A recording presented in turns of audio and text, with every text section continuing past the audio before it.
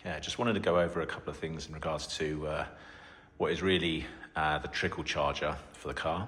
Obviously it's going to be laid up, not doing much for probably long periods of time because I'm going to use it mainly in the summer. I've installed this CTEK comfort indicator in this. So again, this is just the center console. As you can see, I've now fitted carbon fiber armrest, which is really nice. And what I've done is I've cut out a load of the panels in the back here, and I can run just a wire directly to the battery, so I can trickle charge the battery whenever I want. So that just literally folds down, and this just clips in. So what we've got there is a good firm connection. It also acts as sort of an indicator. Those LEDs will light up to tell me how the battery is really doing, so there's no issues. This is pretty important for a couple of reasons, really.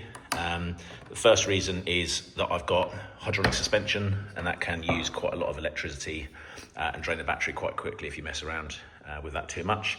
So that's really good. The second thing is that the bonnet is actually controlled by electromagnets. I've not actually shown much about them yet. I'll do that another time.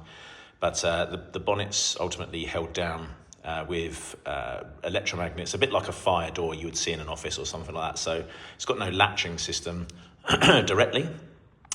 So what it needs to do is, obviously, if the battery's under the bonnet and the bonnet is held down, what the issue we're going to end up with is you can't get to the battery because it's held down by these electromagnets, and they're very, very strong. So there's no chance of getting them off once they're on. So what this is actually going to do is, like I said, this wire comes out from this. So that means that I can put power back into the car. Now, one of the functions that the trickle charger has is that it can actually provide a constant supply of 12 volt. So that will then go directly in, and I'm going to break into these cables here, and that cable will then go off and also supply not just from the to the battery, but also supply directly into the feed for the electromagnets under the bonnet. So if at any point the battery goes flat and the magnets are obviously locking the bonnet down, I can then attach this in and put power to the bonnet, deactivate the magnets, and from there we can then open the bonnet and mess around with the battery, take it out, swap it out, whatever we need to do. So it just means that the battery won't end up being locked inside the car with no other option than to get the cutters out. So yeah, looks like a small thing. I guess it is a small thing, but all the same, it's going to make a big difference in regards to sort of where we are. So that's where we are. Like I said, really happy with the way it's sort of progressing.